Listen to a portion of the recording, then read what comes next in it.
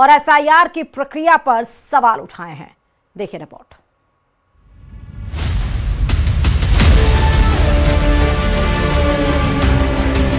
पिछले 47 दिनों में ये 5वां मौका है जब एसआईआर को लेकर टीएमसी का प्रतिनिधिमंडल चुनाव आयोग का आमना सामना हो रहा है। इस मुलाकात में टीएमसी चुनाव आयोग से 3 आरोपों के बारे में शिकायत करेगी।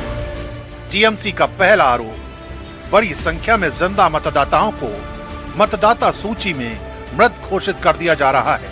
टीएमसी का दूसरा आरोप राज्य में माइक्रो ऑब्जर्वर की तैनाती पर पार्टी ने सवाल खड़े किए। टीएमसी का तीसरा आरोप बीजेपी नेताओं की गाड़ियों में बड़ी संख्या में फॉर्म 7 मिल रहे हैं जो वोटर डिलीशन से जुड़े होते हैं। इस मुलाकात से पहले बंगाल की सीएम ममता बनर्जी ने केंद्र सरकार और केंद्रीय सुरक्षा बलों पर बड़ा आरोप लगाया है। ममता ने आरोप लगाया है कि बंगाल में एसआईआर के काम में केंद्रीय सुरक्षा बलों का इस्तेमाल किया जा रहा है। আমি জীবনে দেখিনি, এমনকি আমার কাছে একটা খবর এসেছে কদিন আগে আপনাদের সাংবাদিকদের আর্মি অফিস থেকে কাউকে কাউকে ইনভাইট করা হয়েছিল জাস্ট টু টক। আমি এর মধ্যে কোনো ভুল দেখি না, আমি ওদের সম্মান করি, আমি সব ফোর্সকেই। কিন্তু একটা রিকোয়েস্ট করব, আমার কাছে খবর আছে ফোর্ট ইলিয়ামে একজন কমান্ড্যান্ট এসআইআর এর কাজ করছে এবং বিজেপি করছে, বসে পার্টি অফিসের কাজ করছেন। प्लीज আপনাদের কাছে হাত জোড় করে রিকোয়েস্ট করব, এটা করতে যাবেন না। ममता के इस आरोप पर बीजेपी ने पलटवार किया और आरोप लगाया कि ममता बनर्जी लगातार देश के सुरक्षा बलों का अपमान कर रही है। किस जगह पे एक सेंट्रल एजेंसी का रेड चल रहा है उससे फाइल छीन सकते हैं, वो भी कोर्ट स्कैम का हवाला का। अपने पार्टी का जो अपराधी तकते हैं उसको बचाने के लिए जो मुख्यमंत्री इसी स्तर पर गिर सकती है तो उस मुख्यमंत्री के लिए सेना के बारे में वो ऐसे बोले, ये नया क्या? इसका पहले भी वो सेना के बारे में ऐसा आप सब बोले हैं। ये पहली बार नहीं है कि ममता बनर्जी किसी और को, केंद्रीय सरकार को वो दोषी ठहरा रही है। बीएसएफ का काम है जो बॉर्डर है, इंटरनेशनल बॉर्डर, अंतर्राष्ट्रीय जो बॉर्डर है उसका सुरक्षा देना। लेकिन ममता बनर्जी अंतरराष्ट्रीय बॉर्डर का सुरक्षा देने के लिए वो जमीन नहीं देती है, ये एक बार के लिए नहीं कहा। माननीय गृह मंत्री कुछ दिन पहले जब बंगाल आए थे उन्होंने स्पष्ट रूप से कहा है कि उन्होंने चिट्ठी लिखा है 7 बार। उनके तरफ से, उनके दफ्तर से जो सेक्रेटरी साहब है वो आए थे 4 बार, बैठक करके गए हैं जमीन मांगने के लिए। ममता बनर्जी ये नहीं बोलती है। बार बार एसआईओ को लेके इतना डर क्यों है? बार बार इतना सारा उसके पास अभी बीजेपी ऑफिस चला रहा है, कभी शुभेंदु अधिकारी कर रहा है, कभी अमित शाह जी का ऊपर आक्रमण चल रहा है, अभी फोर्ट विलियम में चला गया आर्मी के ऊपर। मतलब किसी का सम्मान नहीं है। एसआईआर ऐसा पूरा देश में चल रहा है, कोई जगह में कोई नहीं बोल रहा है, तो मुख्यमंत्री को इतना क्यों दर्द हो रहा है? क्योंकि उसका डर है। इस टाइम में एसआईआर में जो लोग 58 लोगों का नाम बात गया है, क्योंकि 40 लाख का तो आसपास में हम लोग का डिफरेंस था, वो तो हम लोग कवर हो गया, 58 लाख हो गया, तो जीतने का भी कुछ रास्ता है ही नहीं, इसलिए ये सब बोल रहा है। बंगाल में एसआईआर के ऐलान के पहले से ही ममता बनर्जी सरकार उसके विरोध में है और एसआईआर को लेकर केंद्र और बीजेपी पर आए दिन तरह तरह के आरोप लगाती रहती है। और चलिए अब बात चीन की होगी, जिसके मुद्दे पर कांग्रेस में दो फाड़ हो गया है और कांग्रेस के दो बड़े नेता आमने सामने आ गए हैं। पूरी खबर क्या है इस रिपोर्ट में आपको दिखाते हैं।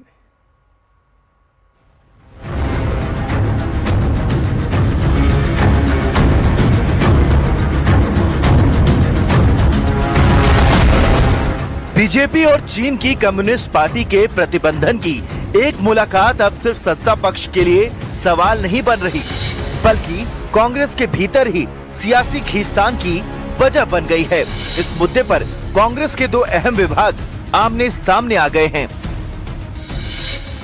पार्टी के मीडिया विभाग और विदेश विभाग के बीच मतभेद खुलकर सामने आ गए हैं। सूत्रों के मुताबिक विदेशी विभाग के प्रमुख और वरिष्ठ नेता सलमान खुर्शीद ने मीडिया विभाग के प्रमुख पवन खेड़ा की शिकायत सीधे पार्टी आला कमान से की है।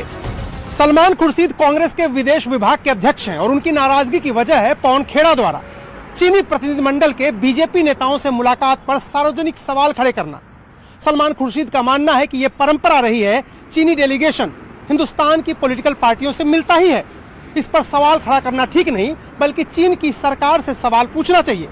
ऐसे में अब यह सवाल उठने लगा है कि आखिर कांग्रेस पार्टी की चीनी डेलीगेशन को लेकर आधिकारिक लाइन है क्या। यह टकराव इसलिए भी अहम हो जाता है क्योंकि भारत आए चीनी प्रतिनिधिमंडल से कांग्रेस के विदेश विभाग के प्रमुख सलमान खुर्शीद ने भी मुलाकात की थी। ऐसे में पार्टी के भीतर अलग अलग संदेश जाने लगे। पवन खेड़ा ने बीजेपी और चीन की कम्युनिस्ट पार्टी के बीच बंद कमरे में हुई बैठक पर सवाल उठाए। उन्होंने पूछा कि क्या इस मुलाकात में सीमा विवाद जैसे गंभीर मुद्दों पर भी बातचीत हुई या नहीं। दूसरी ओर सूत्रों के मुताबिक सलमान खुर्शीद का मानना है कि राजनीतिक दलों के बीच ऐसी मुलाकातें गुडविल जेस्चर होती हैं और कूटनीतिक परंपरा का हिस्सा मानी जाती हैं। उनका तर्क है कि चीनी प्रतिनिधि मंडल को सार्वजनिक रूप से कटघरे में खड़ा करना विदेश नीति के नजरिए से ठीक नहीं। पवन खेड़ा ने अपनी प्रेस कॉन्फ्रेंस में बीजेपी के दोहरे रवैये का आरोप लगाया। लगातार हम चीन के आगे सब कुछ गंवाए चले जा रहे हैं और फिर ये बैठक भी होती है, बैठक को क्लोज डोर होती है, बैठक उनके मुख्यालय पर होती है, उनका स्वागत होता है, गर्मजोशी से होती है, सब कुछ कीजिए।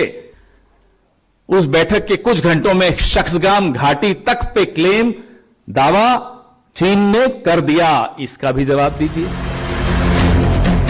लेकिन इस आक्रामक रुख को लेकर कांग्रेस के विदेश विभाग ने आपत्ति जताई और यहीं से पार्टी के भीतर मतभेद गहराते चले गए। दरअसल चीन का डेलीगेशन सोमवार को बीजेपी मुख्यालय पहुंचा था, जहां भारतीय जनता पार्टी के नेताओं के साथ उसकी मुलाकात हुई। इसके बाद मंगलवार को यही डेलीगेशन कांग्रेस के नेता सलमान खुर्शीद से भी मिला। भारतीय जनता पार्टी ने अपनी प्रेस विज्ञप्ति में बताया कि चीनी डेलीगेशन के साथ मुलाकात का मकसद दोनों देशों की पार्टियों के बीच मजबूत संबंध कायम करना था। यह मुलाकात ऐसे समय हुई जब अक्टूबर 2024 में ब्रिक्स सम्मेलन के दौरान प्रधानमंत्री नरेंद्र मोदी और चीनी राष्ट्रपति शी जिनपिंग की मुलाकात के बाद सीमा पर शांति बनाए रखने और बातचीत बढ़ाने पर सहमति बनी थी। बीजेपी इस पृष्ठभूमि में इस बैठक को सामान्य राजनीतिक संवाद बता रही है। कुल मिलाकर बीजेपी और चीनी प्रतिनिधि मंडल की मुलाकात ने कांग्रेस के भीतर विदेश नीति और राजनीतिक रणनीति को लेकर गहरी अहमियत उजागर कर दी। एक तरफ आक्रामक सवाल उठाने की सोच है तो दूसरी तरफ कूटनीतिक संतुलन बनाए रखने का नजरिया। बड़ा सवाल यही है कि चीन जैसे संवेदनशील मुद्दे पर कांग्रेस की आधिकारिक आवाज आखिर किसकी मानी जाएगी।